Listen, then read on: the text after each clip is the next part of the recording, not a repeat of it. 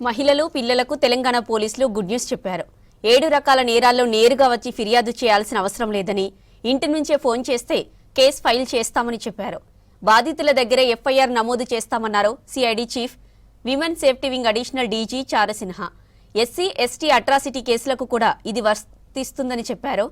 Ragging ఫిర్యాదులకు ఇదే విధానం ఉంటుందంటున్న అడిషనల్ డీజీ చారసిన్హాతో Dhanraj face to face.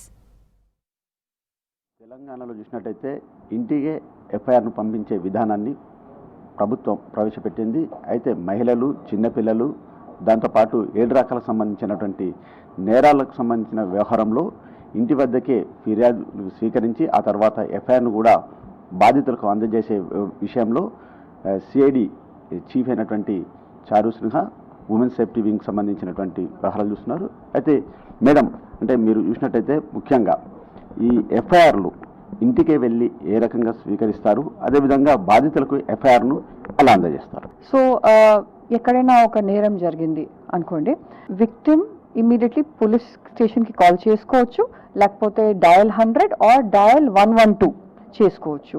And then police వాళ్ళ ఇంటికి వెళ్ళి వాళ్ళ దగ్గర నుంచి కంప్లైంట్ తీసుకుంటారు. కంప్లైంట్ తీసుకొని పోలీస్ స్టేషన్ వెళ్ళి అది ఎఫ్ఐఆర్లో కన్వర్ట్ అవుతుంది. అండ్ దెన్ ఆన్లైన్ కానీ వాట్సాప్లో కానీ హార్డ్ కాపీ అవసరం ఉంటే విక్టిమ్కి, దెన్ హార్డ్ కాపీలో ఒక 2 days, హోప్ఫుల్లీ 2 to 3 daysలో ఎఫ్ఐఆర్ వాళ్ళకి ఇష్యూ చేయడం జరుగుతుంది. మీరు అన్నట్టుగానే అక్కడికి బాధితులు ఏదైనా ఎఫ్ఐఆర్కి సంబంధించిన వ్యవహారంలో ఆలస్యం జరిగితే దానిపైన ఎట్లా మీరు మానిటరింగ్? సపోజింగ్ పోలీస్ స్టేషన్ కి విక్టిమ్ ఆల్రెడీ పోలీస్ కి కంప్లైంట్ ఇచ్చారు, పోలీస్ రిటర్న్ వెళ్ళి ఎఫ్ఐఆర్ ఇష్యూ చేయలేదు, immediately victims have to complaint to the local SP or local city ఉంటే లోకల్ డీసీపీ కానీ సిపి గారి నోటీస్ వరకు తీసుకొని పోవచ్చు. ఇది చూసినట్టయితే అర్బన్లో అంటే వివిధ గ్రామ స్థాయిలకు సంబంధించినటువంటి పల్లెటూర్ల వరకు కూడా ఈ విధానాన్ని కొనసాగుతుందా, లేకుంటే ఓన్లీ సిటీ వరకు? Completely it is all over Telangana. ప్రతి పోలీస్ స్టేషన్కి ఇది వర్తిస్తుంది.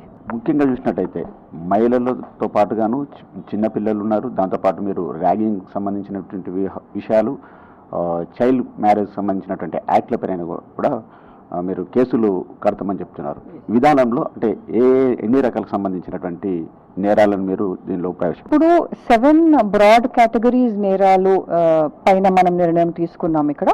అండ్ పరిస్థితిని బట్టి ఇంకా వేరే నేరాలు కూడా ఈ కేటగిరీస్లో మనం ఇంక్లూడ్ చేయాలని అనుకుంటే ఒక 2-3 months తర్వాత ఇది ఈ ప్రొసీజర్ స్ట్రీమ్ లైన్ అయిపోయిన తర్వాత ఆ నేరాలని కూడా దీంట్లో తీసుకొస్తాము.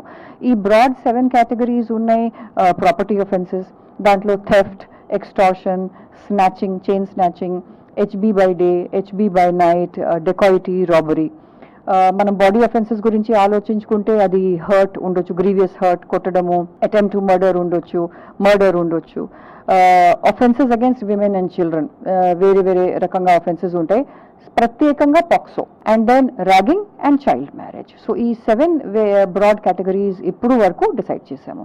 బాధితుడు ఫిర్యాదు ఇచ్చినటువంటి క్రమంలో ఇది ఇంప్లిమెంటేషన్ ఎన్ని గంటలలో ఎఫ్ఐఆర్ అవుతుంది, అదేవిధంగా బాధితులకు ఎఫ్ఐఆర్ ఏ సమయంలో చేరు? సో దీనికి ఒక పద్ధతి తయారు చేయడం జరిగింది, ఒక ఎస్ఓపి తయారు చేయడం జరిగింది. అండ్ ఆ ఎస్ఓపి అన్ని డిస్ట్రిక్ట్స్తో, అన్ని కమిషనరేట్స్తో షేర్ చేయడం జరిగింది.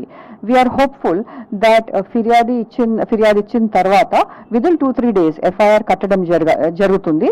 And after that victim first statement, ఇంతకుముందు 161 సిఆర్పిసిలో కట్టేవాళ్ళము, ఇప్పుడు అది 180 BNSS కింద వస్తుంది. అది కూడా విక్టిమ్ ఇంట్లోనే తీసుకోవడం జరుగుతుంది. బాధితులకు చాలా వరకు అంటే ఫోక్సో కేసులు కావచ్చు, ఈ మహిళలకు సంబంధించినటువంటి కేసులలో చూసినట్టయితే వారి సమాచారం ఏమైనా గోప్యంగా ఉంచుతారా, లేకుంటే దీన్ని ఎట్లా ప్రొసీడింగ్? కొన్ని గైడ్ లైన్స్, కొన్ని రూల్స్ అండ్ ప్రొసీజర్స్ ఆల్రెడీ ఉన్నాయి. అవి అన్ని పాటించడం జరుగుతుంది. And it is mandatory that the identity of the victim, particularly in sensitive cases of women and children related cases, should be kept secret. Adi automatic already undi, and that will still be kept confidential. ఈ ragging సంబంధించిన విషయాలలో కూడా ఎలా monitoring ఉంటుంది? It is the same procedure which I have just mentioned. Now monitoring is left to the district SPs, the CP of different commissionerates. So supposing ఒక complaint తీసుకోవడం జరిగింది, but FIR issue కాలేదు, then immediately matter has to be escalated to the concerned CP or the concerned SP by the public. అయితే ఈ ఫిర్యాదు చేయడానికి same as a dial 100 ద్వారా చేయొచ్చా, లేకుంటే ఎస్ఎంఎస్ఆ, లేకుంటే నోటి మాట, ఎలా ఏ రకంగా మీరు ఫిర్యాదును? మామూలుగా ఫిర్యాది యూజువలీ ఫోన్ కాల్స్ ద్వారా తెలియచేస్తారు ఇలా నేరం జరిగిందని, and that is the best way. Phone చేసుకోవచ్చు అండ్ డయల్ 100-112 చేసుకోవచ్చు. ప్రధానంగా ఇది ప్రవేశపెట్టడానికి జీరో ఎఫ్ఐఆర్ కావచ్చు, లేకుంటే ఇంటి వద్దకే ఎఫ్ఐఆర్ అందించే ఉద్దేశంలో ముఖ్య ఉద్దేశం to reduce the inconvenience for the victims, to increase, and because of our sensitivity, we are being sensitive to the victim's trauma. The victim vulnerable పరిస్థితిలో ఆల్రెడీ ఉన్నారు, ఆల్రెడీ ట్రామటైజ్డ్ ఉన్నారు.